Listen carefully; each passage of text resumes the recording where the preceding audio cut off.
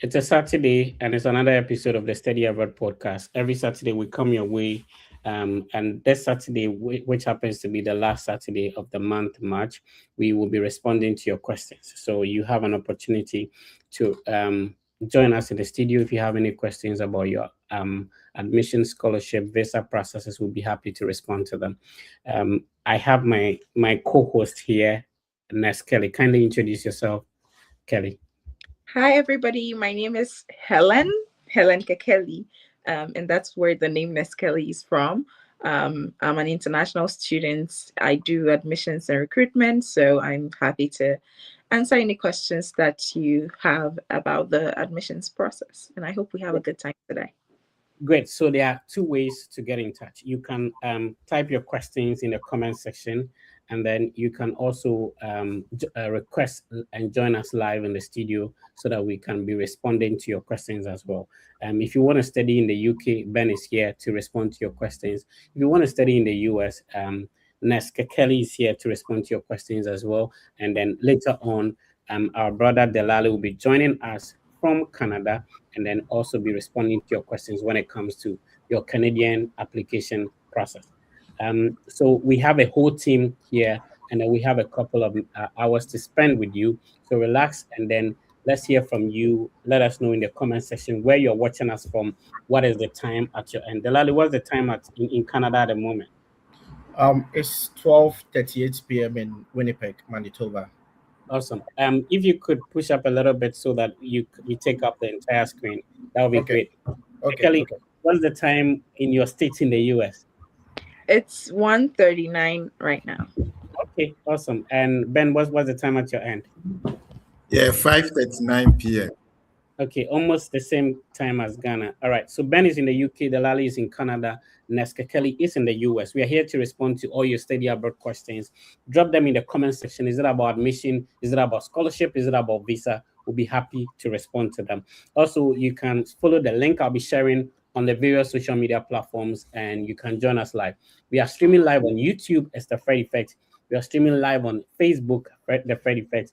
On TikTok is the Fred Effect, and on Instagram, the same name. So wherever you are comfortable watching us, remember you can tune in there. We are also on X or Twitter, the Fred Effect as well. So we will start to read your questions in the comment section, and also if you have an opportunity to request and join us, we'll be happy to respond to your questions.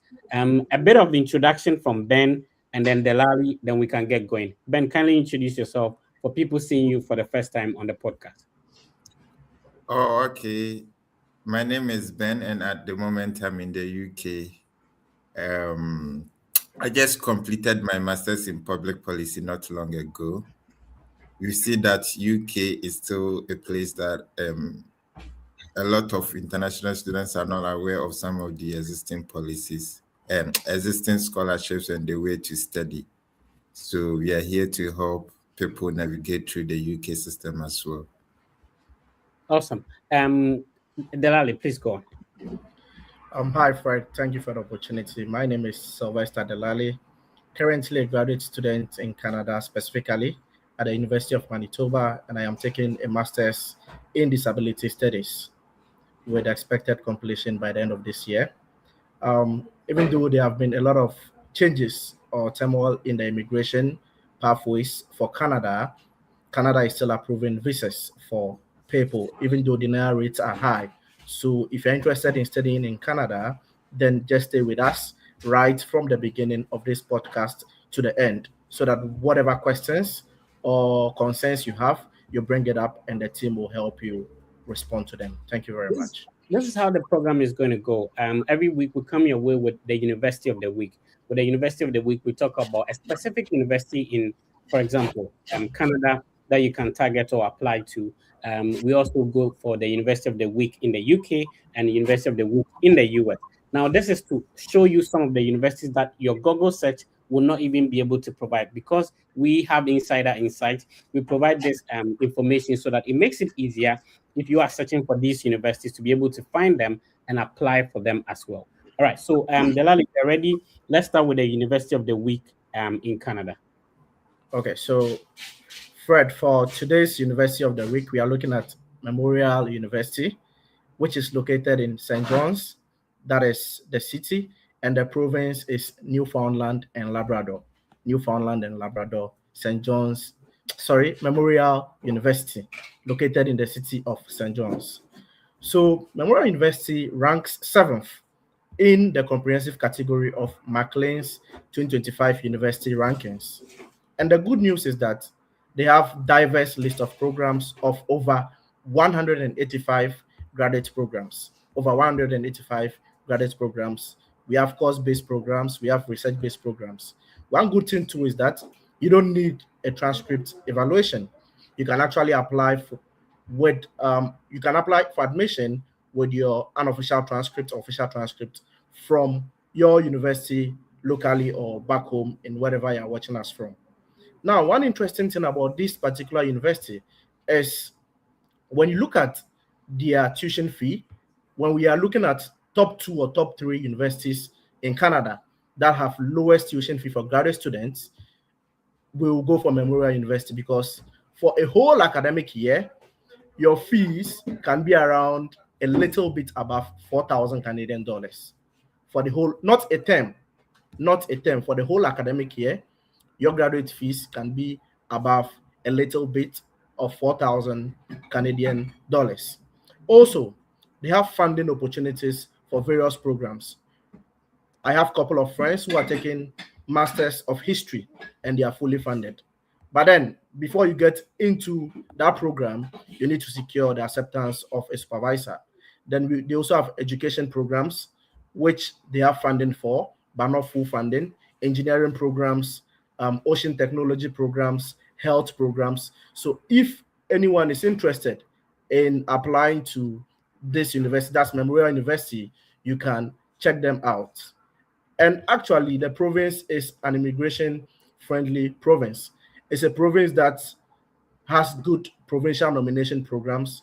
And when you're done with school, or whilst you're in school, if you are there with your partner, let's say your husband or your wife, even before you're done with school, you can get invited for the provincial nomination program and apply for your permanent residency, and even get your permanent residency before you graduate from school. So if anyone is interested in a university in Canada, I'll strongly recommend Memorial University. Fred, over to you.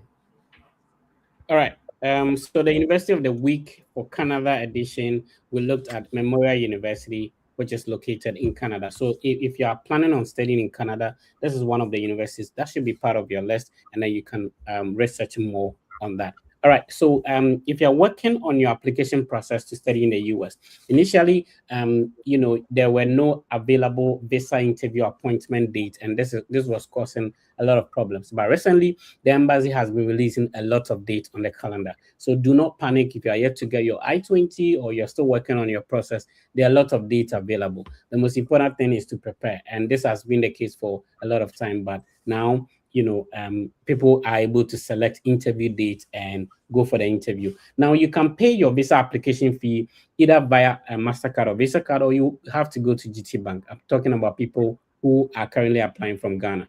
So if you, when I was in Bole Bamboy, there was no GT Bank closer to Bole Bamboy. So I needed to come all the way to Techiman to pay for just visa application fee. Now the Fred Effect team can support you if you are in such a situation where you don't have a closer branch of GT Bank to pay your visa application fee. Send us a DM or a message via Instagram. The team will be happy to assist you.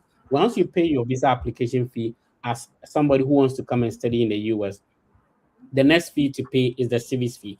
When you generate the service coupon, unfortunately, if you're Ghanaian, you cannot pay in Ghana. So you need somebody in the US to pay for you. The Fred Effect team is a trusted brand that has been paying for people for close to 10 years now. And so we can assist you smoothly make that payment with no hassle. Send us a DM on Instagram as well. The name is The Fred Effect. We have over 30,000 family members on Instagram. Our account is verified, and then we can support you to make this payment. All right, we are moving on with the questions you have for us. So we are starting with Neska Kelly. This question is directly from the US.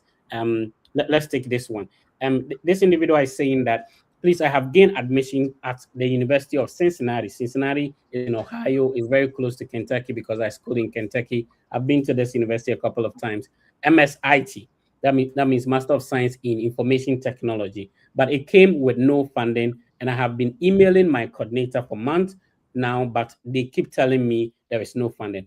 Neskekeli, any solution for our brother? It's rather unfortunate that the political climate and everything, so a lot of schools do not have funding for most of the programs, and these things happen.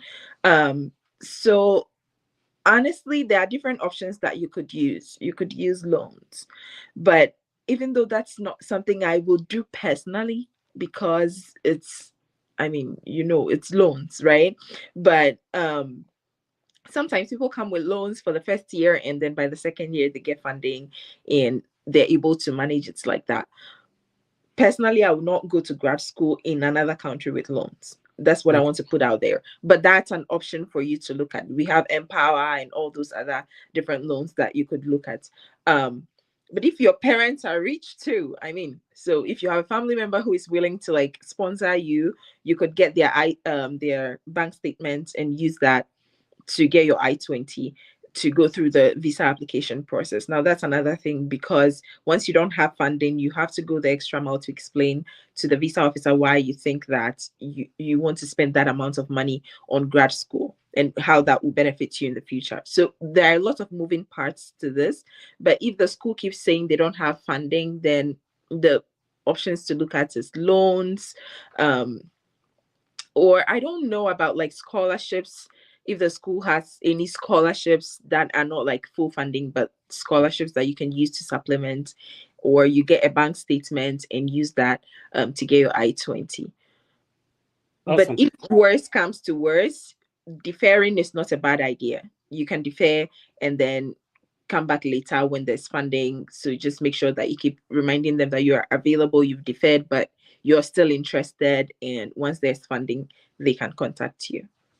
Awesome. The good thing is that the Fred Effect platform is a visionary one. We know people have challenges with this when it comes to that. And because I've been to about 5 universities, and my first university, it came automatically with a scholarship. The second one, I needed to get admission, and later on the scholarship came. So you're not alone. So the first thing is that we already have a video that we are explaining step-by-step approach when you have admission with no scholarship or partial scholarship. This video has over 100,000 views. We did it like 3 years ago. Like I said, it's a visionary platform. So in this video, I explained about 10 different avenues you can explore, including the loan option that my sister Kekeli is talking about. But there are a lot of other medium or ways you can get funding once you hold admission to the university. So congrats, my brother. There's always hope at the end of the tunnel. So don't give up. Check out this video, explore the opportunities and explanations I give in this video, and it's going to help you out as well. All right. So we move on. Thank you for your question. Rima Joy just tuning. Rima, let us know where you're watching us from. Then Opoku Gifty is also watching us on YouTube as well. And then Ata Osei Godfred is also watching us on Facebook. Let us know where you're watching us from. What is the time at your end? If you have your questions, type them in the comment section. You can also request directly and join us. We are speaking with Abdul Rashid at the moment. Abdul Rashid. Abdul is chilling somewhere. Abdul, can you hear us? Abdul did not even know he's joining. Abdul, salam alaikum. Okay, your microphone is muted, Abdul. You have to. Can anybody hear Abdul? Okay, Abdul, we cannot hear you. Are you in Bolivar, boy? Or where are you? No, I can't hear you. We can't hear you, Abdul. That's quite unfortunate. We can't hear Abdul. We can't hear Abdul. Abdul, check out your audio so we know if we can get you on. But if you want to also join us, remember you can join us live in the studio by requesting. I'm sharing the link on the various social media platforms. So you can click on that, join us just like Abdul did. We'll be happy to respond to your questions. Be sure to put your video on if you are joining us live. Hi, Linda. How are you doing? Hi, Linda. Can you please hear me? Or mute your microphone. Go ahead, Linda. Hi, Linda. Can you hear us? Okay. Hi, Linda. Hi. Yes. Good evening. Who do you want to speak to? Which country are you looking at? I'm looking at the US. Okay, so go ahead. Mr. Kelly is here. Um, I actually sent you a message on Instagram, and I'm kind of having difficult to get recommended for the process. What can I do? All right. Ms. Kelly, please go on. Okay. So the recommendations that you use depends on the school's requirements, and so I don't know what school you're applying to and what requirements they have. Some schools will say they want recommenders from your former professors, like people who have worked with you before, like your boss from your former job, or like your boss with your current job, or if you volunteered in the community before. Anybody you volunteered with before can write your recommendation. So, depending on the requirements of the school, you get those kind of recommendations. Now, you're saying that you're struggling to get it. Is it because you're no longer in touch with your professors? Can your boss, your current boss, write you a recommendation? Have you ever volunteered in the past with anybody you still are in contact with? Or do you even have a mentor that you look up to, whose contact details you have, who can write your recommendations? So explore all those options and see if you get people in those regards to help you with recommendation. Delali, do you want to add up? So normally it's people think that it's only professors or lecturers that taught them that could recommend them, especially if you graduated like a couple of years ago. Pastors, anybody who essentially has an institutional or professional email. It could be your boss at work, anybody like that could recommend you. Thank you for joining, Linda. Let's talk to Nuruddin. Nuruddin, salam alaikum. Hi, Nuruddin, salam alaikum. Nuruddin. Okay. Nuruddin, salam alaikum. Hi, Nuruddin. Nuruddin do not know whether he's on or not. Okay. Let's see if we can bring Abdul back. Abdul, salam alaikum. Hi, Abdul, salam alaikum. Okay. Let's see. Hi, Abdul, salam alaikum. Hello, Abdul.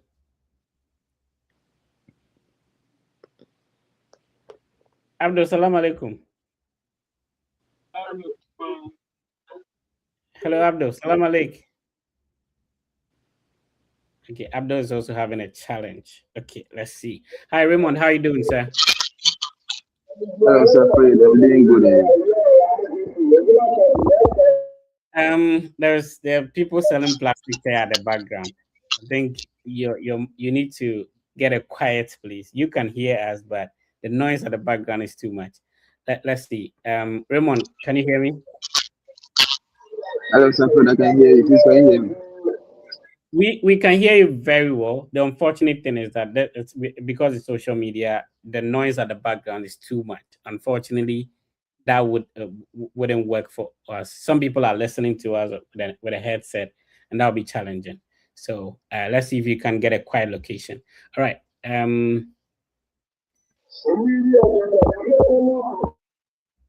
Okay. My brother is finding it difficult to hear us. Let's see. Kwame Safo. Hi, Safo. Hello, Safo. Can you hear us? Okay. People are having challenges with the internet connection. But if you can also type your questions in the comment section, we'll be reading them and responding to them as well. All right. Let's see. So Ata Osei Goffred is watching us from Kote near K University. Thank you for tuning in on Facebook. Watching from Ghana, Nungwa, Victoria Boni. Hopefully I got the name right. And then Dominic also is tuning in on YouTube. John T. Acid hearing from New Ningo. New Ningo is closer to Pram Pram. Yeah. I've gained admission to University of New Haven to pursue industrial organizational psychology. Only 20% funding is there. Is there anything you can do to help me secure so I can successfully? Okay, so you have admission to University of New Mexico. I think you follow the same suggestion we gave to our earlier brother. All right. Okay. Unfortunately, Gilbert, we don't answer that here, so we will not be able to respond to that question. Kawi is also joining us from Boko. If you are on TikTok, let us hear if you have questions for us, and then we can answer that. Anyway, Delali, somebody is asking on TikTok. Vero is asking on TikTok. How do you help with somebody who wants to study in Canada? Do you have any avenues for that? Yeah, the person can just send me a direct message on TikTok. The Delali Network, just search for it on TikTok, send me a direct message. Whatever your inquiries are, just leave them in my inbox. Anytime I read it, I'll respond. Also, I have a couple of videos on my YouTube channel, the Delali Network, which she can look at to help her with her visa application and school application. But I'm still ready to assist personally, so she can just send a DM. All right, quick, please unmute your microphone and go ahead. Hello, greetings to everyone here. Yes, sir. So my question is, I just got admission to Southern Illinois University, Edwardsville, and then to pursue a master's in environmental sciences. So there's a deficit of $26,000, and then I have a scholarship of $8,000. So my question is, recently I'm a very positive person, but recently I've gotten discouraged by a lot of people not to continue to go to the interview because the deficit is too much, and then so the point is I really feel discouraged. So I don't know, do you still think I should go forward? Because it's an investment, paying the service fee and then visa application fee and all those things. So I just want an honest opinion from you guys or the pundits whether or not I should proceed. But the point is I really wanted to, so I don't know what to do. Okay, so go over the admission, the scholarship you have, and whether it's a master's or bachelor's, and then you mentioned the school as well. I hardly hear you. Come again, please. Okay, can you go over the university, the scholarship you have, and the program you're going to study? Okay, so it's a master's program in environmental sciences, and the school is Southern Illinois, Edwardsville. Yeah. All right. Kelly, you want to come in? Then Delali will come in as well. Hey, it's honestly, if you want an honest response from me, one of the things I tell people is that you don't want to put yourself in a position where if your visa is not because the more your visa is not approved, the lesser your chances of ever getting in the future. Mm-hmm. So I will always tell people to put their best foot forward. Now, you have a scholarship of $8,000 and you said your deficit is around $26,000. Do you have the bank statement to prove that you are able to afford that amount of money? That's one of the questions to ask, is that you have the bank statement to prove. But also, is there any way you can reach back to the school and say, hey, that amount is not enough? Because sometimes I've seen people ask for more and they get it. So can you just reach out back to the school and say, hey, that amount is, the deficit is still a lot. And I wish you let me know if you have other funding options that I could explore, or GA positions, things like that. Because I want you to put your best foot forward. I don't want you to start the process, and as you said, it's an investment, and I don't want you to invest $350 and another $180 and not knowing the outcome because your funding is not strong enough. So if you ask me and you want a very honest review, I would say that look for more funding first. And the Fred Effect has a video, and he spoke about other options that you could explore to assist you with that as well. So you should look at that video, but look for more funding first and see how that goes. Don't apply for the visa with the I-20 with that $26,000 deficit. That's my honest opinion. Delali, you want to come in? Okay. Delali, you want to... Okay, so aside what Kelly said, my advice will also be that if you try to push for more funding or assistantship opportunities and none is available, don't just throw the admission away. you can defer to the next available entry by letting your program coordinator know. And sometimes it works for people. In the next available entry, there might be assistantship opportunities for you to apply and you'll get it. Another thing you can also do is that whilst you defer, you should also look at other potential institutions that have assistantship opportunities so that you put in new applications as well. Then you can have options to choose from when the new academic session is getting near. Where are you in the process? Like, do you have an I-20? Where have you been in the process? Okay, so I have an I-20. So I was trying to fill the DS-160 online, but then I just paused because I've gotten admissions from other schools also, and then so I just paused, and then yeah, so that is where I am at the moment with the process. Which other university have you gotten into? Eastern Illinois University. So with that one, I had the opportunity to apply for like 50. So, during the process, like during the application process, there is a graduate assistantship portal where you can apply to like 50. It was close to 50 other departments. So I've gotten the admission, but then I haven't gotten any response from those departments concerning the GA. So I'm also currently. Is that the only two universities that you've gotten into? Which other university did you apply to? So I applied to New Haven University, so got the admission from there also. And then I think the last one, I forgot it. Okay, but are you waiting on any other applications? Like, are you waiting on any other admissions? No. I think I've gotten all the admissions. So the other ones, it came with, and then the next school was Texas something at Arlington, University of Texas at Arlington, I think. Yes. There's a pre-application parameter.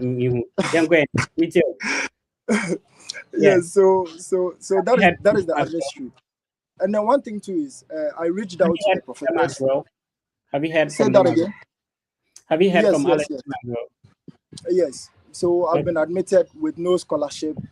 So one thing about the Southern Illinois is when I've reached out to like 5 professors. What they tell me is there are a lot of opportunities on campus.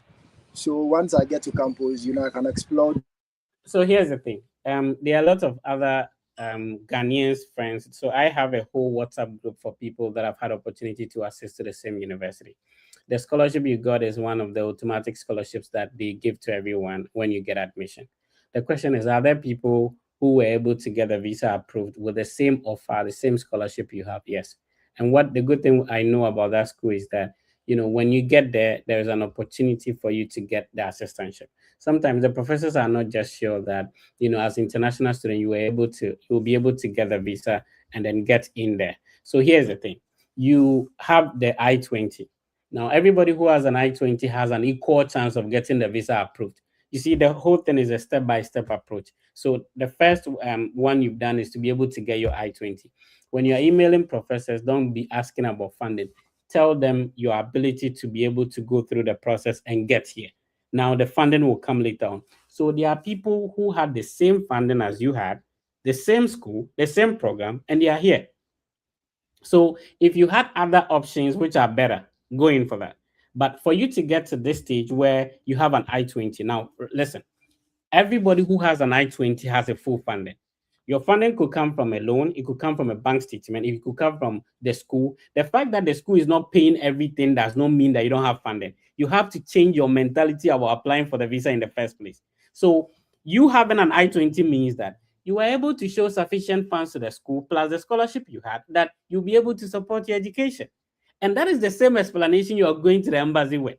Nobody goes to the embassy without a full funding. It's either the full funding is from a loan, it's from a bank statement, or it's from the university. The fact that people think that if you have the funding from the university, that is what is giving you the visa is not true. Now, earlier we thought that people who are from rich families are the people who get a visa approved, meaning that these rich family people are able to produce a bank statement, not a scholarship from the school, to be able to get a visa approved. Why do you have a bank statement and think that you not get a visa? So it's a whole mentality thing. Now, who would be able to, who, if the scholarship becomes available, who are they going to give it to? Somebody who is working to come, or somebody who is sitting down waiting for the scholarship to come? Now you can sit there and wait for the scholarship. You get a scholarship. Now getting an interview appointment also becomes a challenge. And then at the end of the day, you'll not be able to show up. Work with what you have, bro. You get to join interview platforms. If you get a better offer, like my sister Kelly is suggesting, pushing the coordinator of the program. Don't go to the coordinator only asking for scholarship. Talk to them about something else you're doing. For example, I've been able to secure my I-20. This is my visa interview date. Can you suggest some of the ways I could go about getting my visa approved? Then you end up talking about if there is any funding that becomes available later. Now you've told them what you're working on. You've told them that you're coming. So when there's funding available, who would they call? They will call you because they know you're coming. But if you are sitting there waiting, nobody will mind you. So believe in yourself. You've come this far. Only God knows what you've been through to apply to this school. Getting a recommendation is not even easy. Only God knows how you got the bank statement. Only God knows how you got the 8,000 scholarship. So do you have 8,000 in your pocket right now? You don't. Now the school be 8,000. I'll say, sir. School no one jashin how they apply. Anyway, let's move on. So we've given you a lot of ideas. Write them down and then decide what you want to go with. Anyway, so we're moving on. Let's see if we can pick more questions from the comment section, and then we can also allow people to come in. Hi, Rosemond, dear boy. Hi, Rosemond. You have to unmute your microphone to talk to us, Rosemond.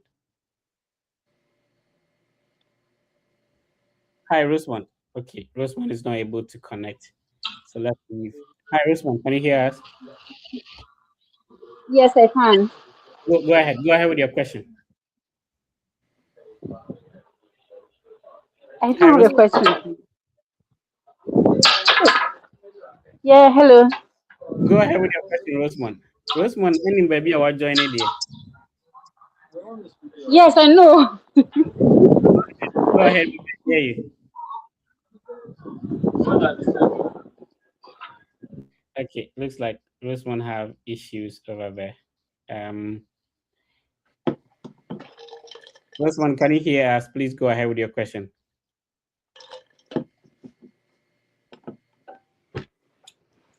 Okay, Rosemond have issues. Let's see.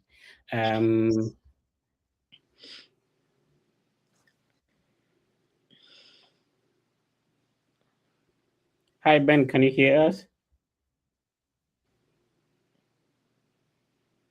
Okay, we're having challenges. Hi, William. Your microphone is muted. If you could unmute it, then you can go ahead with your question. Hi, William. Hello, William.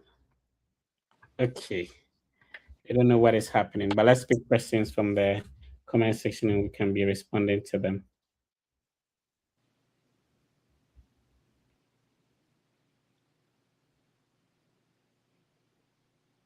Okay, so Kekeli, Kwashi is asking that he received his I-20 using Empower loan, Empower letter, and then now he has received a bank statement which is above 1 year of the tuition.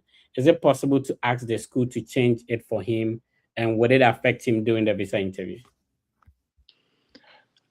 So I'm assuming you've already applied for the visa. Is that what has happened with the Empower I-20? Is that what has happened? If you've already applied for the visa, Fred, I don't really know how that process works. Once you get the I-20 with a particular bank statement or letter, I think you could still go ahead with the Empower I-20 to do your interview if you've already applied with that I-20. Yeah, so he can use that, or if he's not comfortable and he thinks that he can explain better at the interview with a bank statement, then he can ask the school to now tell them that this is the new sponsorship he wants to use. So maybe an uncle is now sponsoring him, so they should change or modify the I-20 funding section for him. And how does he change that in the visa application portal now? The DS-160 asks for entity paying for the trip. It doesn't ask for sponsor. So it's the entity paying for the trip that was put in there, but the sponsor was not asked in the DS-160. However, even with the DS-160, now you need to submit it before you are able to schedule an interview date. So with that, you can still create a new DS-160, raise a ticket in the AVIT portal, and then the embassy will change it for you in there. So it's still possible to work around that. All right, Ben, let me know if you're ready to get us the University of the Week for UK. So start sharing your screen, and then I'll put you on, and we can take it from there. And you probably would have to unmute your microphone as well. Let's see if we can talk to Zachary Sadiq. Zachary Sadiq is trying to set the camera and everything. Hi, Zachary, salam alaikum. Hi, Sadiq. Good evening. Yeah. Let's go ahead with your question, sir. Thank you very much. Please, I recently gained admission to about 3 universities in the US. And then 2 of them gave me a merit-based scholarship, $10,000. But then there's still a lot to cover up the tuition. So I want to find out if there are any recommendations for me to seek for external funding.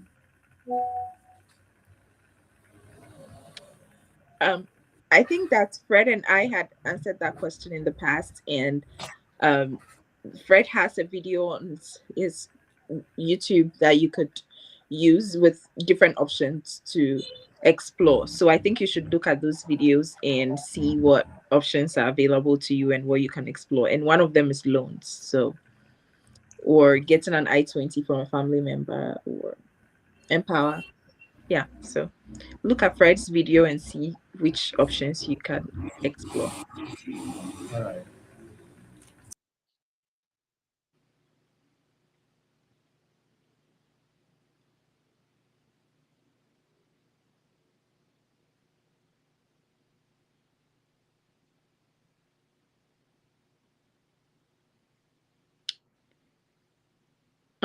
Delali, can you hear me?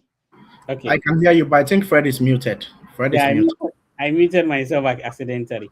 So Isaac is asking, hello, I would like to do a school application, but I have little knowledge about the process. So let's see if we can give him a balance of all the countries. So let's start with Delali. If this individual has a bachelor's degree, and Isaac, let us know, do you have a bachelor's or a high school qualification? With a bachelor's degree, wanting to start to study in Canada, if we are talking to somebody who has no idea about the process, how will this person go about it?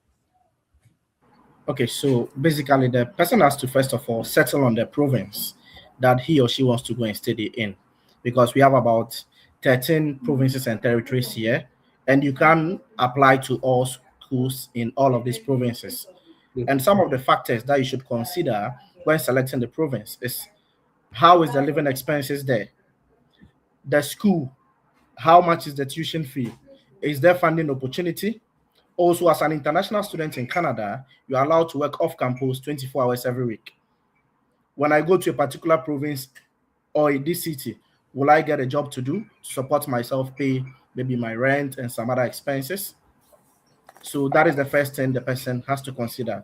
So once you settle on the province, and one good thing about the Canadian government is that when you go to canada.ca, you can share the screen, canada.ca. Okay, let me see if I can do that real quick. I can share my screen because I'm using the laptop now. Okay, good.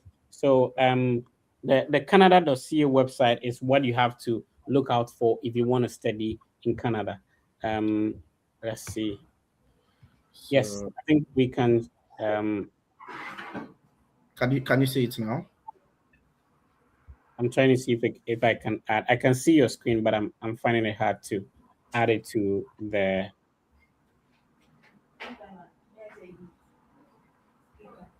platform. Okay, let's see. So yeah, you can go ahead now. Okay, good. So when the person comes to canada.ca, you simply come to the menu and you come to immigration and citizenship. Then you come to study in Canada. So as you can see, study in Canada. So you click on the study in Canada, it brings you here. Then you scroll down, all the way down, and you look for what we call designated learning institutions in Canada. So you click on this. Then when you scroll down a little bit, you can see So Delali, unfortunately, we have some noise at the background. If they could calm down a little bit for us, that would be helpful. Okay. Let's Okay. continue. Okay, sure. So when you come to the portal this side, then you just look for DLIs. What is this? Become a DLI, enroll, use reporting DLIs. Come in, let me just go back. I think they've changed the portal a little bit.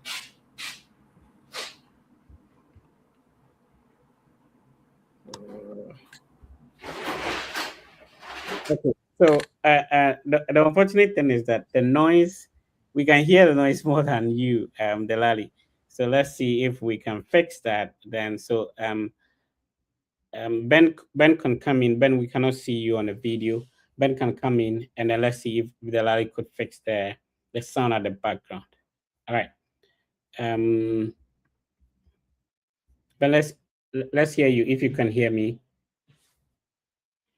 Hello, Ben. Okay, so Ben is frozen now. I see. All right, so we are moving on. If you have, Ben, Fred, can you hear me? we are struggling to hear you at the moment, but hopefully you're able to connect, and then we can take it from there. So, Kelly, let's go on with, if somebody is starting the whole process from as a fresher, having a bachelor's degree, they don't know anything about the US process. How do they go about it? Okay, so there are 1,001 videos out there that you can look at. I do have one on my platform, Neskeli, on TikTok, where I spoke about the whole process from the beginning to the end. But here's what you need to do. Just like Delali said, you need to figure out first, like, what do you want to come and study here? What bachelor's do you have, and what does that make you be qualified for? So what do you want to come and study here? And that's the first one. Now, once you find out what you really want to come and study, is it a master's, is it a PhD, in what program? Once you find that out, then you find schools that provide that particular program. So one of the ways you can find a school, and I also have a video on my platform talking about how to find schools, but one of the ways you can find a school is to find one state that you want to live in, because we have over 50 states in the US, and you want to find a school or a state or two that you are interested in living in, so you can find schools in those states, because each state has different schools as well, and you can apply to all the 50 states. So find 2 states that you're interested in living in, and then you find schools in that state that provide the program that you're interested in applying to. Once you get to that stage, the next stage is to look at that program's website and see the admissions requirements, their faculty and staff, admissions coordinator, things like that, their funding page, because most schools have a funding page. So you want to see their funding page. And once you figure that out and you see that you have their requirements and you have all the things that they need to get you admitted into the school, the next step is to reach out to the program's director and find out, hey, I'm an international student, I'm interested in attending your school, here are my qualifications, do you have any funding options for international students? So you send all those emails to professors. They'll usually reach out to you and be like, hey, we do have funding, it's after you're admitted that you get it, or the funding comes with admission, things like that. So once you get to that stage, they give you a go ahead to apply.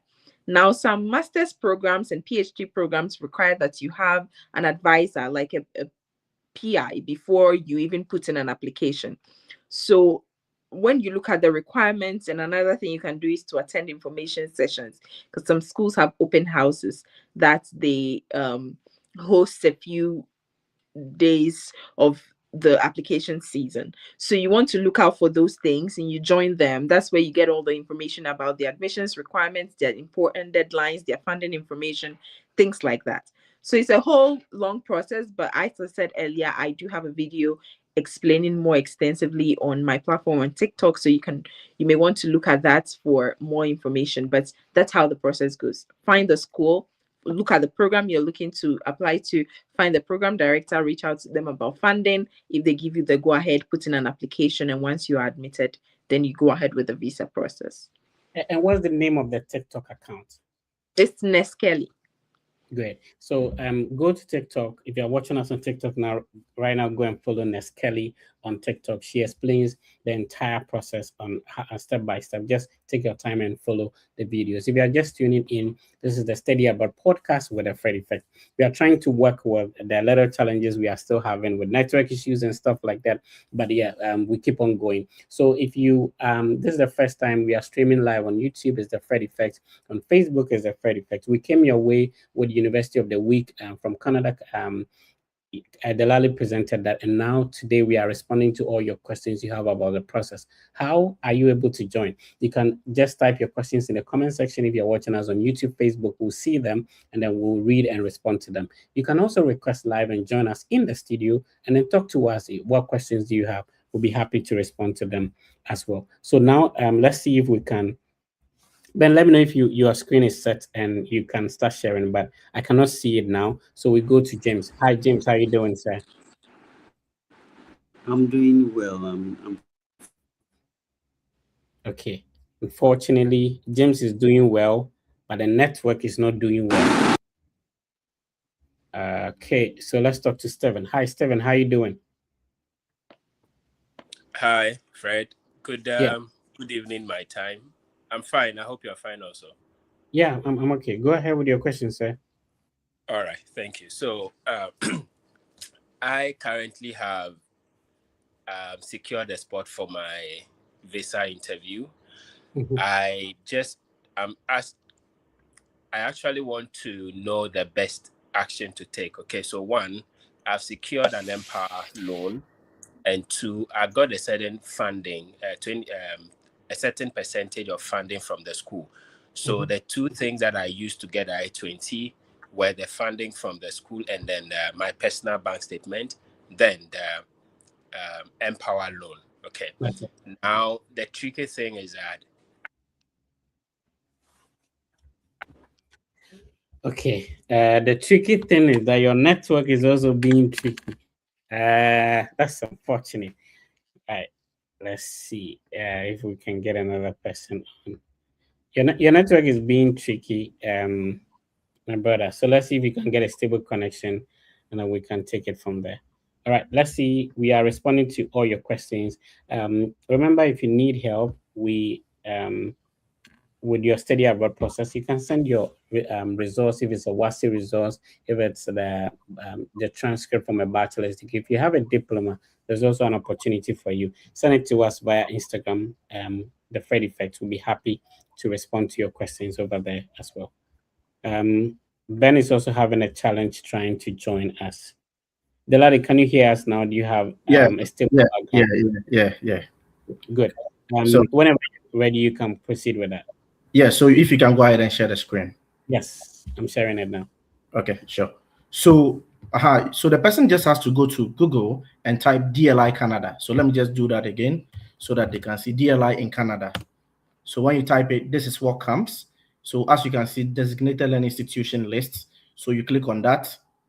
Then you scroll down all the way down. So you see all post-secondary. So the DLI simply means that all schools in Canada, that is secondary, post-secondary, they've been harmonized under one link. And that is what the Canadian government has done.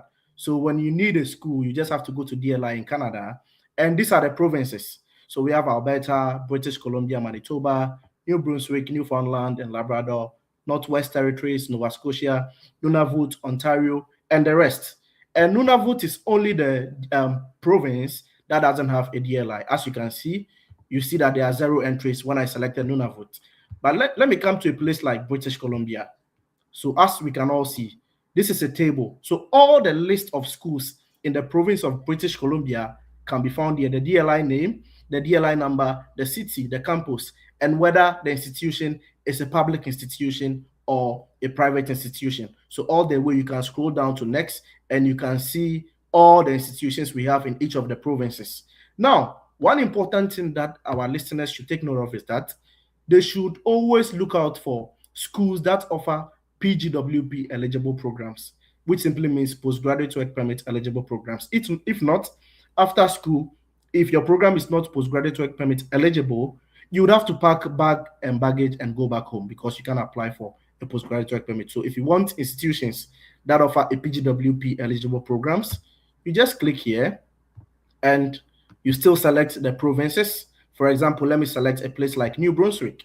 So as you can see, DLI name, DLI number, city, eligible programs. So once you see yes attached to the name of any school here, you should simply know that that school has all its programs to be postgraduate work permit eligible. So for example, let's look at University of New Brunswick. You can see yes, both two campuses. You can look at St. Thomas University, New Brunswick Community College. So this is how to identify institutions in Canada that are postgraduate work permit eligible.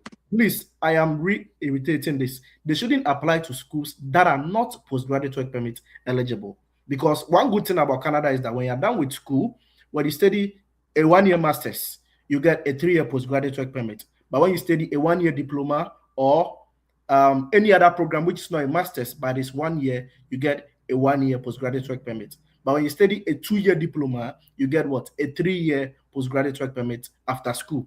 So once you settle on the school, your duty is now to type the name of the school on Google Chrome, go to the school's website, look at the program that you want to study, check out the requirements, and you create the account, put together a document, and put in the application.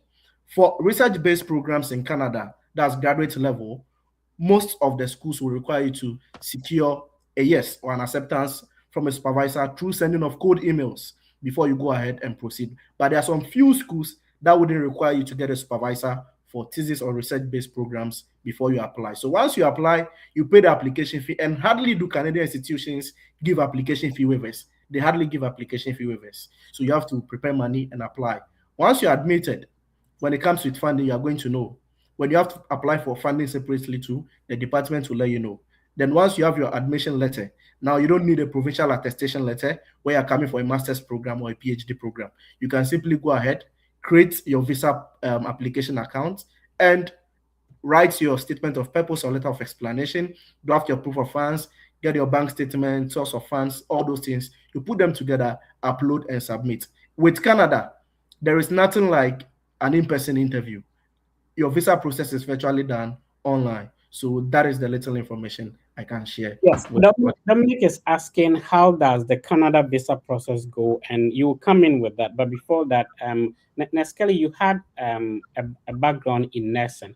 Then our sister, Mame Chris, maybe Christiana or Christine, is asking that, please, as someone graduating with BSc nursing this year, October, when do you suggest is best to start applying to schools in the USA for masters? And what opportunities can you explore as someone with BSc nursing going to USA for masters? This is really in your lane, Neskeli. Please go ahead. Hey, Mami. So my first answer would be that if you are looking to get a master's in nursing in the US, then you need to write the NCLEX. The NCLEX is the licensing exams for the US. So before you can get a master's in nursing, you need your NCLEX. Now, I am not getting a master's in nursing, so I did not have to write the NCLEX. I'm getting my master's in social work, which does not require the NCLEX. But if it's a master's program in nursing, then you should be looking at routes to write NCLEX. Now, before you can write the NCLEX, you need your license in Ghana. So you need your Ghanaian nursing license. So you should have passed the nursing license after your bachelor's degree in Ghana, and then put in the application to a board of nursing here in the US, and they would give you the go ahead to test. And then once they give you that go ahead, then you can write the NCLEX. And once you pass, then they issue you a license. The board will issue you a license. Now, this board is different states have different requirements. So you need to look at the different nursing boards and look at their requirements. So that's the process for getting a master's in nursing. Now, if you're interested in something else, getting a master's in something else that's not nursing, then you don't need the NCLEX. So you just look at all the suggestions we've given so far about how the application process works, and then you follow that, and you should be able to apply to the program that you're interested in, which is not nursing. But once it's nursing, you need the NCLEX, if that makes any sense at all.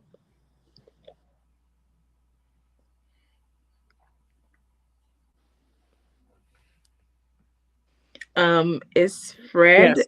Let's go in with the next question that Dominic is asking, that how does the Canada visa process go?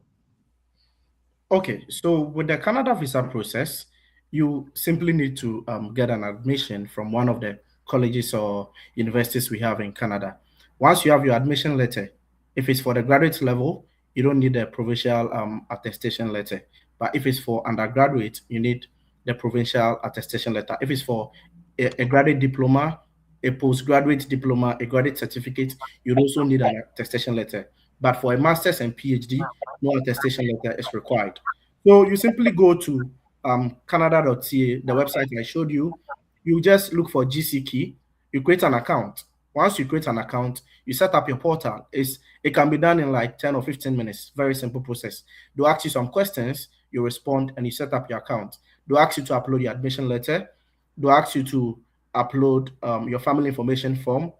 They'll ask you to upload evidence of how you're going to pay your fees. That is the proof of funds. So you would have to explain. If you have funding, you attach the funding letter. And one thing about the proof of funds is that with Canada, they have a fixed amount for living expenses for all the provinces except Quebec. So in all provinces, the living expenses for 1 year is 22,895 Canadian dollars. It's fixed. It's not something that you can change. Then with these living expenses for 1 year, you now add your 1 year tuition fees to it and your flight ticket. So if, for example, your 1 year tuition is, let's say, 10,000, then your flight ticket is, let's say, 2,000. You put all together and you convert that amount to Ghana cedis. Once you convert that amount to Ghana cedis and you don't have funding, you would have to get a bank statement to cover the total cost that you have. And it's not only the bank statement, you also have to support it with documentations to prove the source of the money. Where is the money coming from? They want to know whether the money has been stolen, if it's from a business, if it's from unemployment. You need to add all those proof. Then also, we have another portion which we call the client information. That is where you draft what we call your statement of purpose. But this one is not for school application, but for visa application, or it's also called the letter of explanation. You'd have to introduce yourself. You talk about your academic background and your work experience. You talk about why you've settled on Canada instead of pursuing that same program in Ghana. You talk about what the program is going to do for you, the career options that are available. Then you touch on your home ties. What are the factors that are going to bring me back after I am done with my studies in Canada? You touch on them, you explain. Then whatever you've said in your letter of explanation or your proof of funds, you have to attach what? Documentations to back them. Then you compress everything into a single PDF file. You upload the proof of funds on the proof of funds column. You upload your letter of explanation and the letter of explanation column. And you only need 235 Canadian dollars for visa fees. There's nothing like service fee for Canada. There's nothing like MRV for Canada. The only money you need is 235 Canadian dollars. 150 for your biometrics. 150 for the study permit and 85 for your biometrics. So when you put the two together, 235.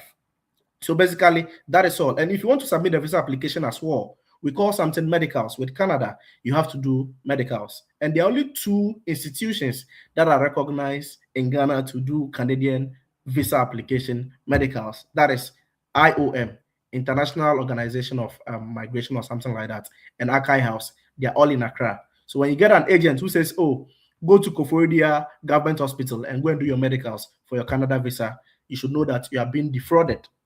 If you get somebody who says, oh, go to Ridge Hospital in Accra and go and do your medicals for the Canada visa process, you are being defrauded. There are only 2 institutions, that is IOM and Akai House, that are recognized and allowed for you to take your Canadian medicals. And before you submit your visa application, you can actually go and do your medicals. We call it upfront medicals, and it's valid for 12 months. That is 1 year. Or you can wait for your medical to be requested. And once your medical is requested, you go and do the medicals, you submit it, and you wait for a decision on your application. So basically, that is all. You don't need a physical interview. And when you go to my YouTube channel, the Delali Network, I actually have a practical video there which touches on how to set up your Canada visa application portal for the study permit, for visit visa, what documents to upload at each column, how to fill the form. So when you check out that video, I've explained everything there thoroughly. So you can check that out as well. Fred, I think basically that is a summary of how the visa application process goes. This goes to Neskeli. So please, with the license pin, do you have to use the one you get after rotation, or you can also use the one you get after passing licensure? This is from Mami. One you get after rotation.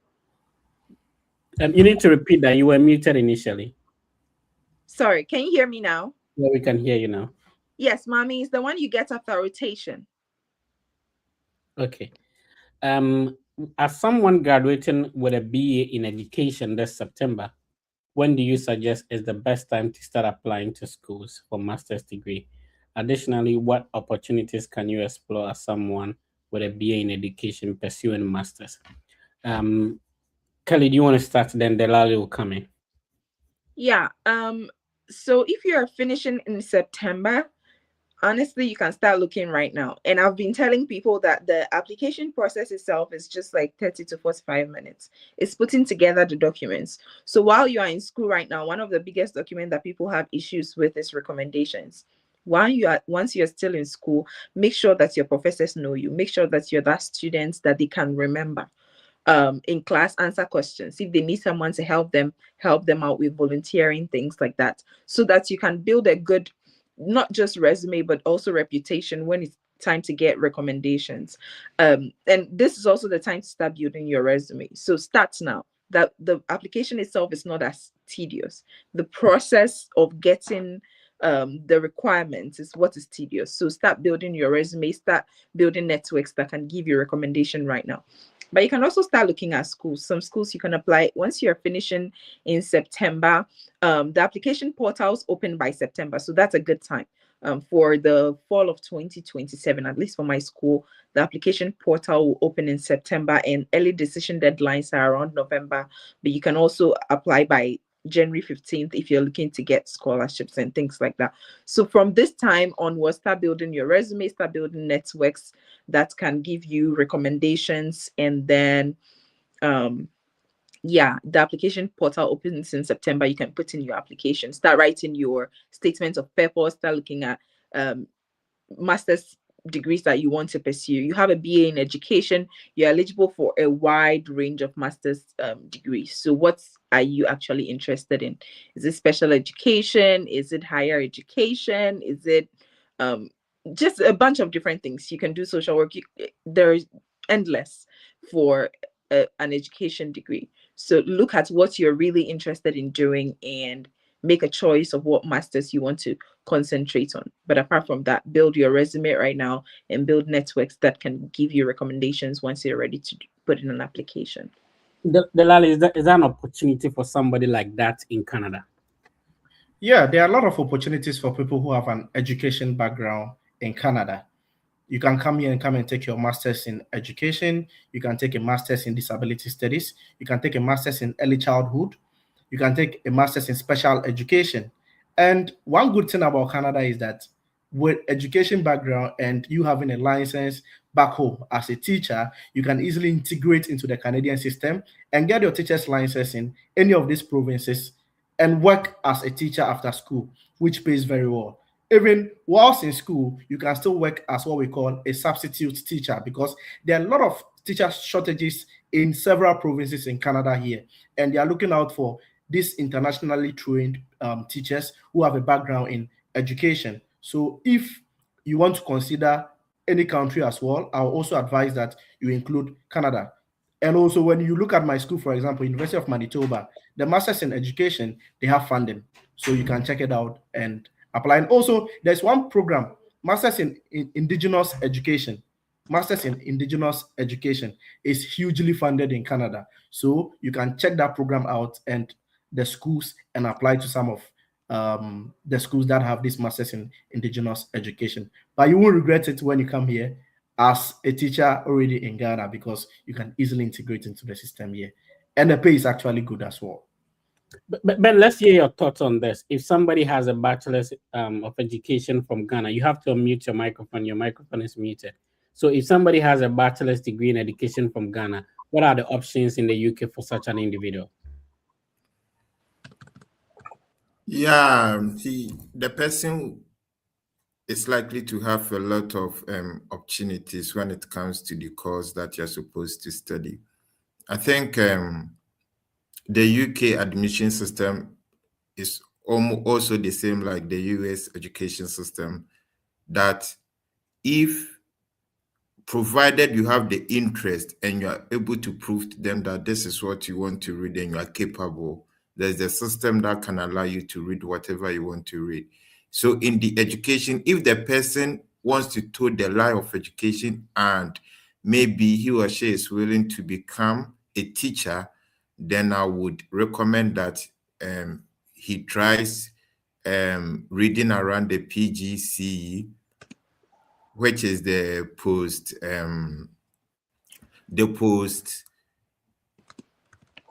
certificate in education. So it's like a 1-year food training. That is if the person is able to come to the UK.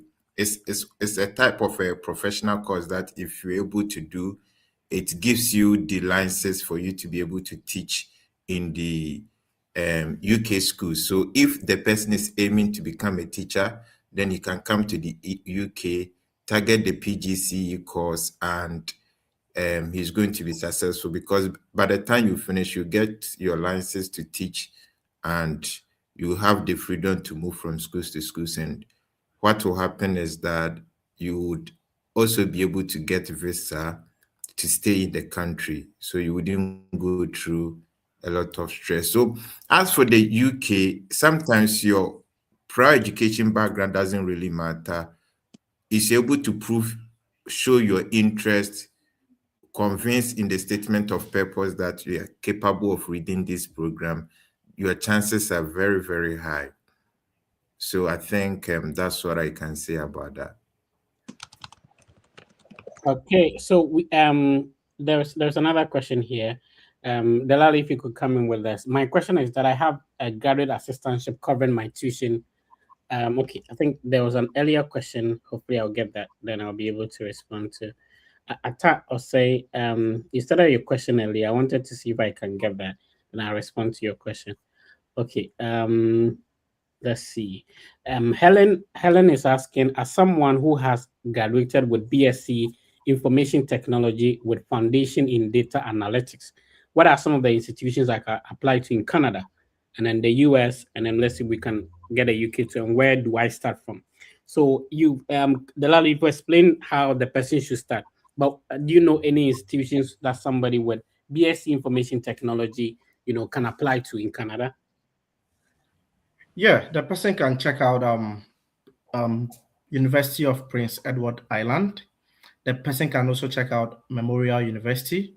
The person can check out University of Saskatchewan. Then the person can check out University of Toronto. Then University of Manitoba, University of Alberta, University of Winnipeg. Yeah, these are a few universities that a person can check out. All right, so that's it. In the UK, Ben, if somebody has BSc Information Technology, where should the person start from in the whole application? Okay, maybe it all depends. The BSc Information Technology is too broad. And in the UK, they try to give some specifics based on what you want to.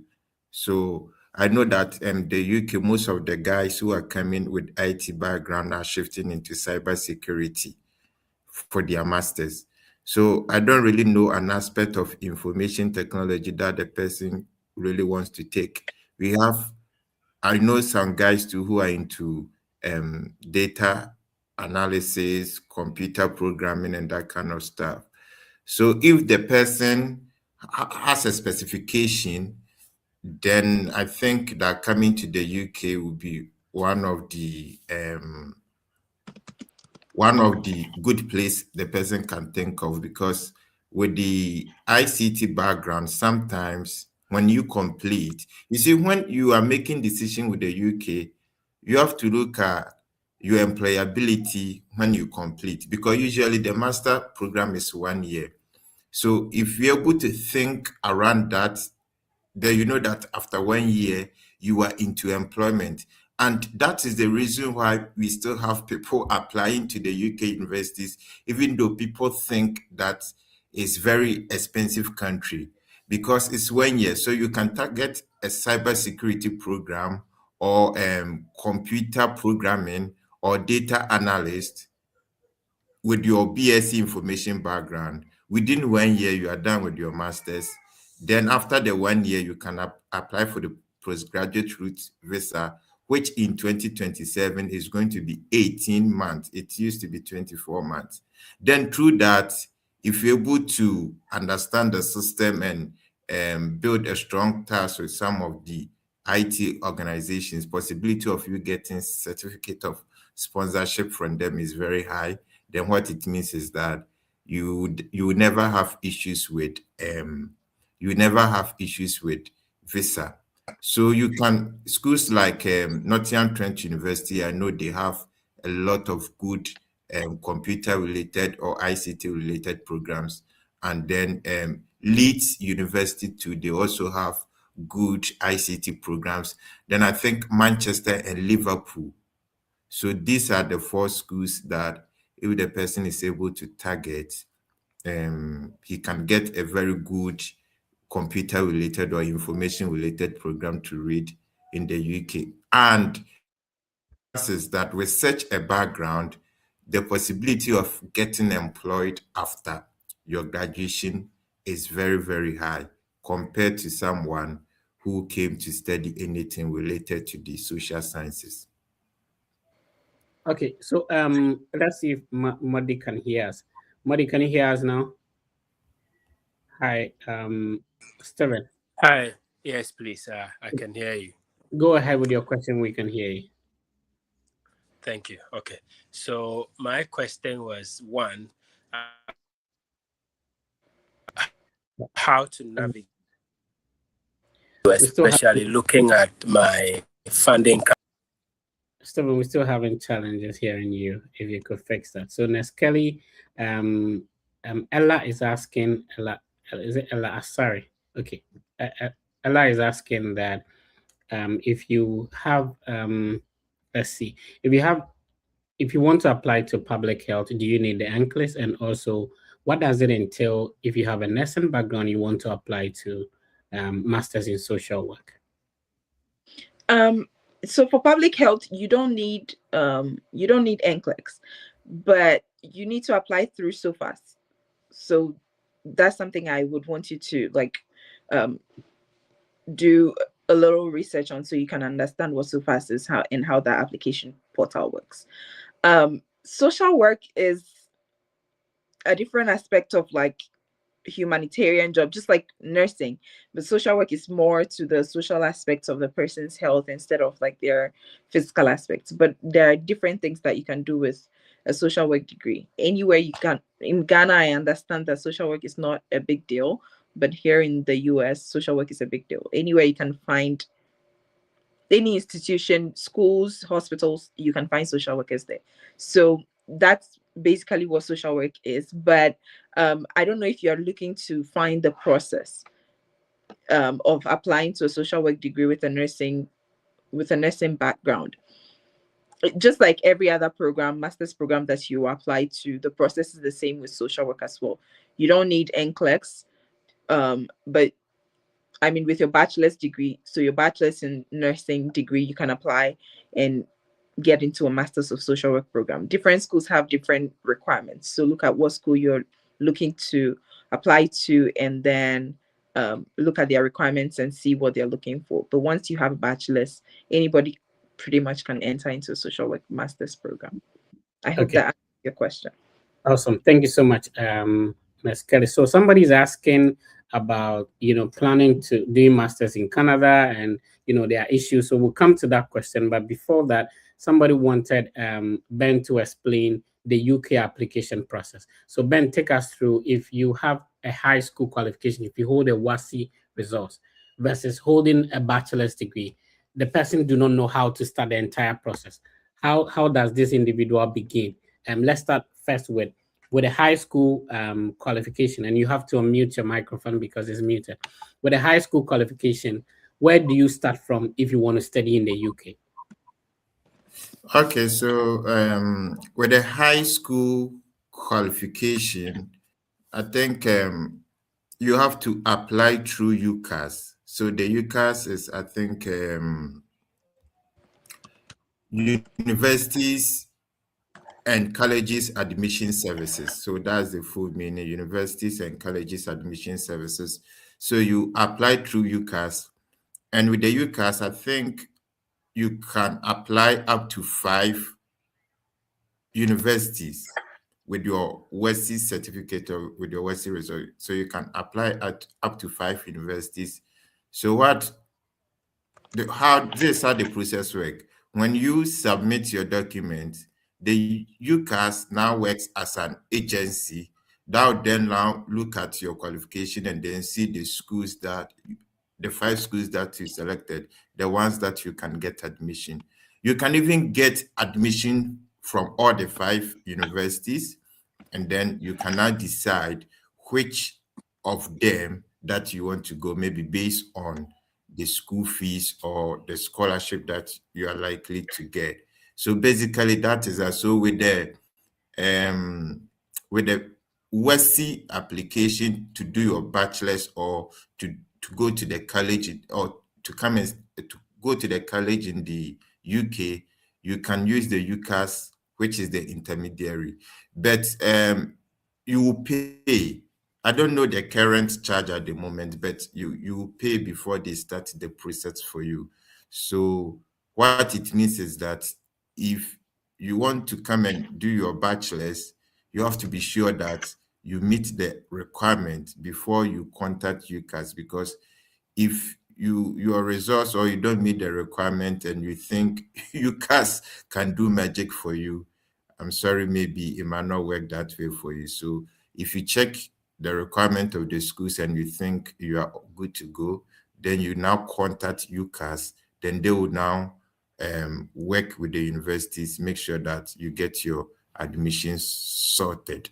So that is that with that. But I think one school, the last time I mentioned it, Derby University, is such that I think it is one of the few universities in the UK that you can apply straight to them with your WASSCE results without contacting the UCAS. So Derby is an exception. So if you are listening to me with your bachelor's and with your WASSCE results, you can try Derby University on your own, and the application too is free. And if you meet the requirement, the possibility of you getting admission is very high. And then with regards to the those who wants to come and then do your masters, I think so far, having been privileged to look at Canada admission process and then US admission process, I would say UK probably might be the easiest. And almost all the schools I've come across with, they have agents in the school that the moment you want to start the application, the system will, okay, if you are from Africa, these are the agents that you can contact.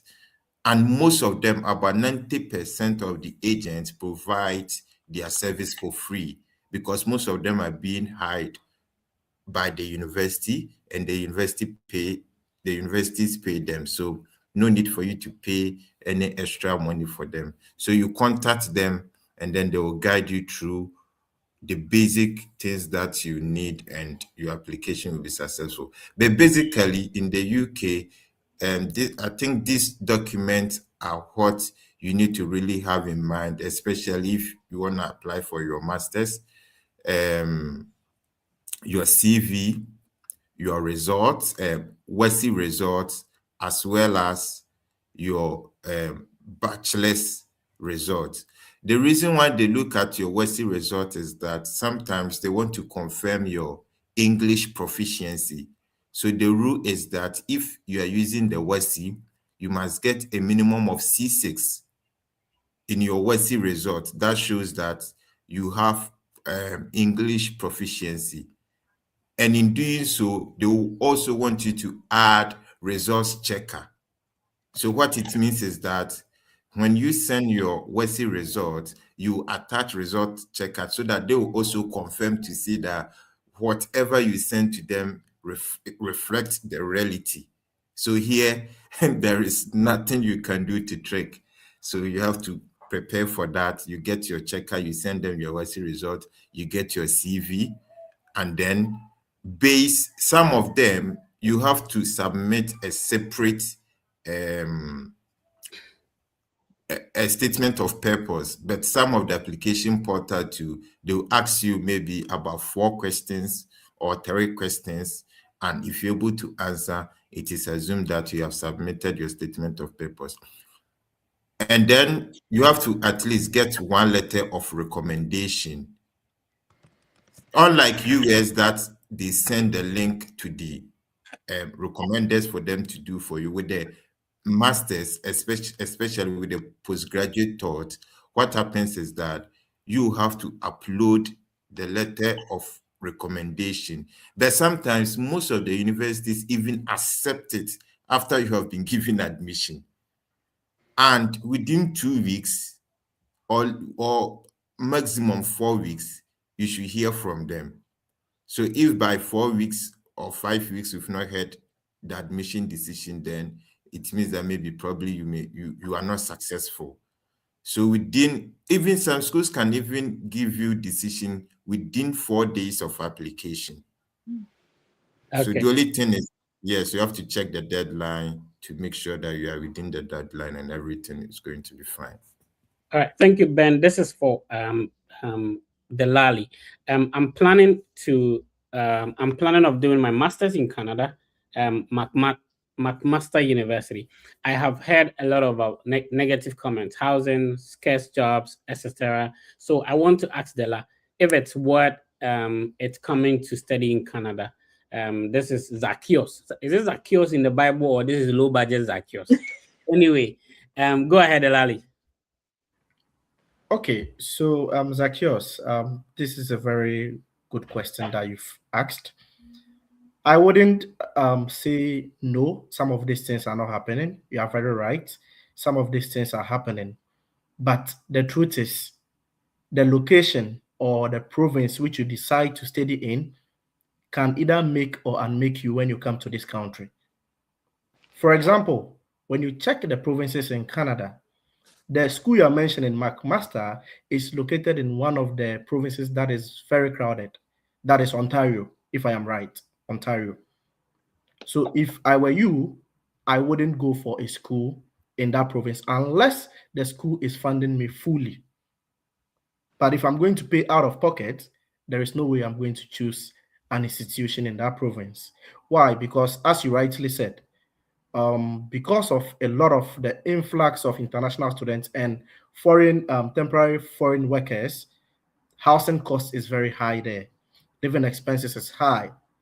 And some of the schools too, the fees are very, very expensive. So if it's not a full funding, I advise that look at other schools in different provinces. So a province like Newfoundland and Labrador, a place like Prince Edward Island, a place like Nova Scotia, a place like Manitoba, a place like Alberta, a place like Saskatchewan are places that I would recommend for you. But if McMaster is giving you a full funding, you can go in for it. But if you are paying out of pocket, please avoid schools in Ontario and look at schools in other provinces, because the location that you are going to choose after school would have an impact and will tell whether you'll be able to proceed to the next stage, which is securing your permanent residency or going back home when your work permit expires. So that's the little I have to say about that. Awesome. This question is for Neskeli. So Neskeli, somebody says that I've applied for an assistantship and then I already have 25%. So can I apply for resident assistantship if I already have a teaching assistantship at a university in Massachusetts with 25% scholarship? So Richard, can you let us know how many hours you'll be working for this assistantship? But if you have maybe 10 hours or 15 hours, is it possible to apply for another assistantship, Neskeli? Yes, because you can work 20 hours a week. So if you have like a partial assistantship, which means that you'll be working for 10 hours a week, then you are eligible to apply for another assistantship that can give you like 20 hours a week. Now, the thing is, I can see that you said you have a 25% merit scholarship. Some schools, once you have a scholarship, like you have to forfeit one. You can't do the assistantship and do the scholarship. So make sure you're asking the right questions and making sure that you're on the good path when it comes to like applying to assistantship and then having a merit-based scholarship. Okay, so if you are just tuning in, we have been answering questions from people who intend to study abroad. This is the biggest study abroad content platform. The name is The Fred Effect. For close to a decade now, the team has been supporting individuals who want to better their life, who want to pursue a higher education abroad. If you want to study in the UK, Canada, US, we got you. So we every week we come your way with what we call a Study Abroad podcast. The reason is simple. People are there are a lot of people studying in the countries and the universities as well as enjoying the scholarship you want to apply to. What we do is simple. We invite such individuals on the platform so that they share their experience, their journey, how they were able to apply, how did they even get the scholarship, how much did they spend on this entire process, how long did it take them, so that you who want to study abroad can easily learn from their experiences, their mistakes they made, and what you can do better. So at the end of every month, we come your way with a Q&A session. We have the answers, you have the questions. So you ask us the questions, we'll be happy to provide the best responses to the best of our knowledge. So we are not claiming to be experts in this field, but because we've had opportunity to go through the process, we feel like we have some ideas and information to share with you as well. It's easy to get in touch with the Fred Effect team. Remember, you can send us a message directly on Instagram. Our Instagram account is verified. Within 24 hours, the team will respond to you. If you need help paying your service fee, talk to the Fred Effect team on Instagram. If you need help paying your visa application fee, same way. And, if you're going for a visa interview, remember that the Fred Effect team has a collaboration with Argo Visa. Argo Visa is a team of ex-visa officers. So if you're planning to go for any visa interview, remember to schedule a one-on-one session with them, whether it is an immigrant or a non-immigrant visa. They are going to go through your DS-260, your DS-160, have a one-on-one mock session with you. These are individuals who used to work at the embassy. They were approving, denying people's visas. They have the experience. They can think through what the visa officer would be asking, as well as how they deny visas and all that. So you're using the link I'm showing on the screen, which is rb.gy/KU72VB to schedule. Just type that in your web browser, and then you open and then you schedule a meeting. This is a way of also supporting the Fred Effect team. If you want to apply for a master's degree, a bachelor's degree, the Fred Effect team handles undergraduate applications for free. So what you have to simply do is to schedule a one-on-one meeting with the Fred Effect team, and we'll be happy to assist you with your applications when it comes to bachelor's degree. But for masters, let's schedule a one-on-one clarity session, explain to you how the entire process is going to work, and we'll see how we can support you as well. It's been a great session. Ben is in the UK, Kelly is in the US, Neskeli is in the US, and Delali is in Canada. So we've all been through the process. We are trying to explain to you how things are being done. Let's go ahead and respond to more of your questions as well. Remember, you can also request to join us live, and then we'll be happy to talk to you. Shalom, your video is not on and your microphone is muted. Can you unmute your microphone? Let's see if you have a question. Hi, Shalom. Yes, hello. Can you hear me? Yes, sir. We can hear you. Go ahead, Shalom. Yes, good evening. I have a bachelor's in computer science, and also I'm rounding up with a master's in digital transformation.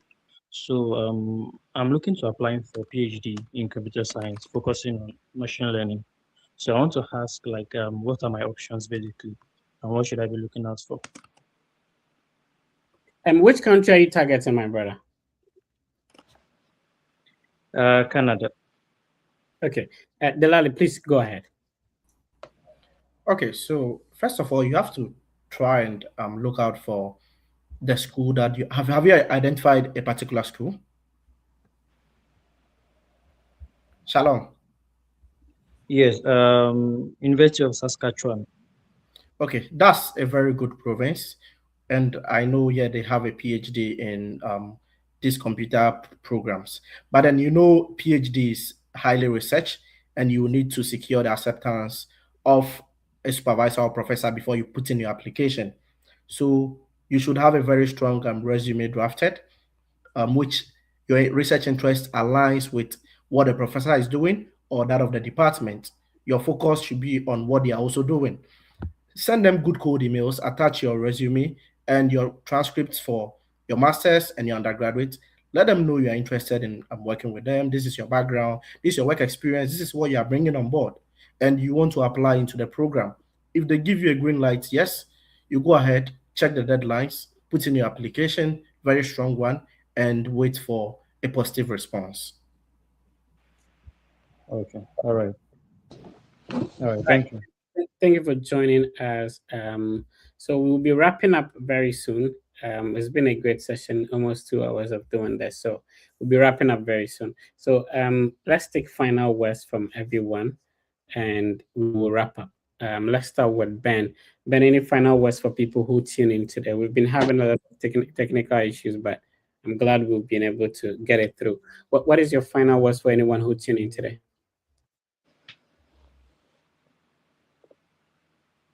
Your microphone is muted. Yeah, thank you for the opportunity. Let me use that to explain this to Obodai. I thought Obodai has traveled though, because there was a time the questions he was asking, I thought he has left the country very well. So he wants to know more about the PGC program that leads to getting certified after the program, which also allows one to teach in the UK. So I'm sharing the website in the chat box. Yes, so I've sent the link of the website to the chat box. So it's very simple. You have to apply to you have to just a minute. All right. Let's see. Whilst Ben tried to fix that, Kelly, let's get your final words to anybody who was able to tune in today. Hey, thank you for tuning in. And as I always tell people, don't give up. Don't give up. You do have the requirements. If you have a bachelor's degree, you have an equal chance to get admitted into a school and travel. I tell people that it does something to your brain. Traveling, leaving your whole country and figuring out your life in a whole new space where you don't know anybody. You are trying to network all over again. It really does something to your brain. It shapes your thoughts in ways that it changes your perspective in ways that you would have never thought if you were like in your comfort zone in your country. So I definitely encourage people to apply to schools, come to school, learn, and be motivated to do these things. It's worth it. Right. I keep on telling people if it was easy, everybody would have done it. And it's not easy, but it's definitely worth it. And Kelly said it does something to your brain. Not only your brain, like I think it changes your. But when you take a picture outside here, I think it looks different. Like this, using the same phone to take a picture. Anyway, that's just by the way. Delali, any final words to anybody who tuned in today? Yeah, Fred. To your listeners and followers, I would like to thank them for joining.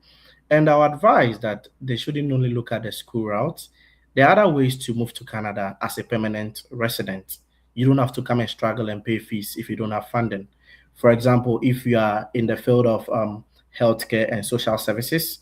You are in the trades occupation, education occupations, and you have like you're a teacher, a nurse. Good, good. So these are what we call category-based draws. So if someone can speak and write French fluently, the person will just go to Alliance Française, register, take the French exams, and the 4 levels you have to get 7 each or above.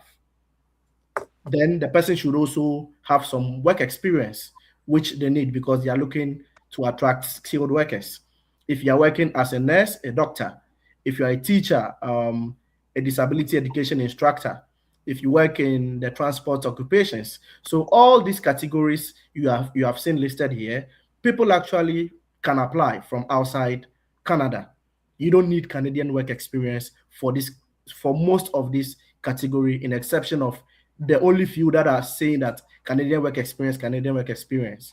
So aside the school route, our advisor, people should check out this category based for express entry as well, so that they can use some of this route to get in here and come directly as a PR instead of coming through the school route, because it's really a struggle when you come here as a student, especially when you're not fully funded. So that is my little message for your listeners out there.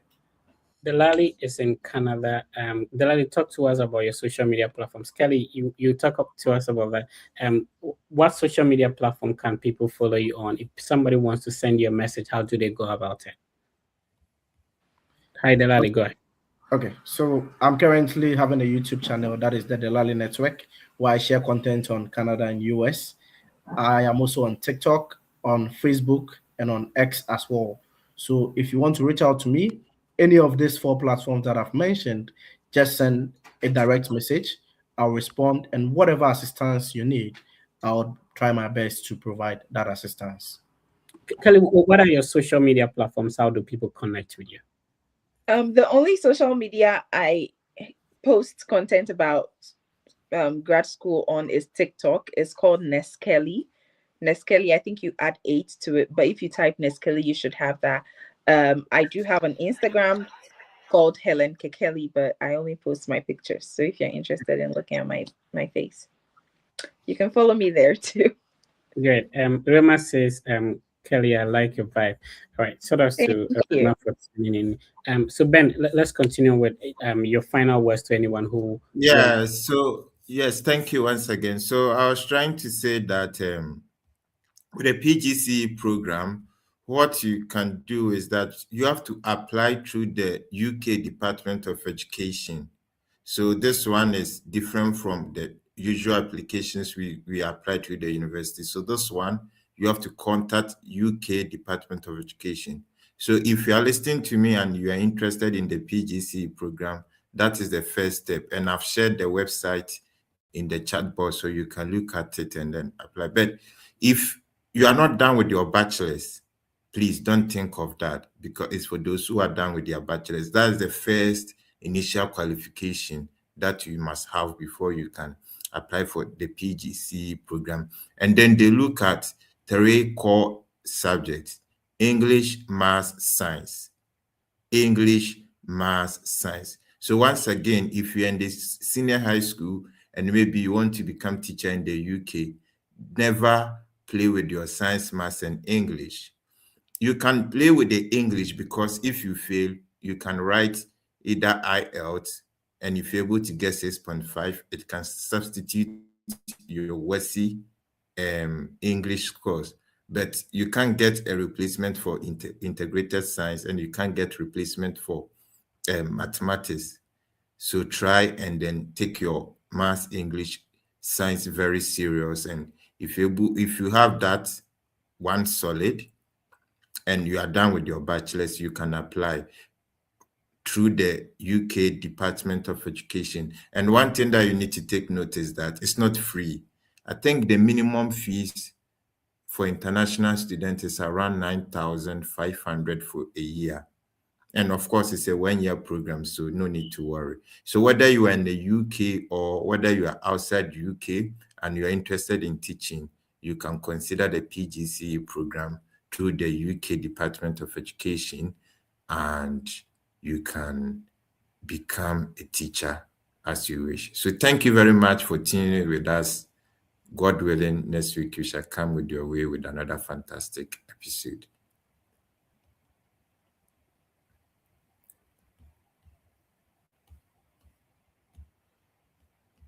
Okay. So let's see. Ben, can you hear me? Yes, I can hear you. Awesome. All right. So it's been a great session. Thank you for tuning in, and thanks to Delali, thanks to Neskeli, and thanks to Ben who joined us from the UK as well. Next week we'll be coming your way with another insightful section. We'll have a guest on whom we are going to interview, but we have different segments of the program. So we'll have the free application universities that will share with you the universities you can target in the UK, which will be the University of the Week from the UK, University of the Week from Canada, and then we'll look at University of the Week from the US. If you have other segments you want us to introduce on the channel too, you can on the program you can let us know. We are trying to, as much as possible, make it lively, and also we'll be responding to your questions. If you have questions, we'll be answering to them in the comment section. Remember that every week, if you join, if you like, if you share, if you comment, automatically you join a draw, and we'll select you at the end of the session so that the team will mentor you for free. We are doing our best to give back, and we know that this is making a huge impact in the small way that we can. Thank you for making the Fred Effect team the biggest study abroad content platform. Remember, the family members are about 160,000 on Facebook. On YouTube, we are close to 180,000. On Instagram, it's about 30,000. So if you're interacting with any account that is claiming to be the Fred Effect, please be careful. We don't respond. We don't have emails and stuff like that. The only way you can reach us is to send us a direct message on Instagram. We'll be happy to respond to that. And also remember, this study abroad process comes with some payment. So sometimes you are supposed to pay an enrollment deposit, you are supposed to pay a visa application, a tuition deposit, and stuff like that. The Fred Effect team can assist you to make some of these payments. All you need to do is to send us a direct message on Instagram, and I will be happy to assist you with facilitating or making these payments on your behalf. The name has been the Fred Effect. This is the biggest study abroad content platform. Thank you for tuning in, and please be positive. Everything will be fine. See you next week.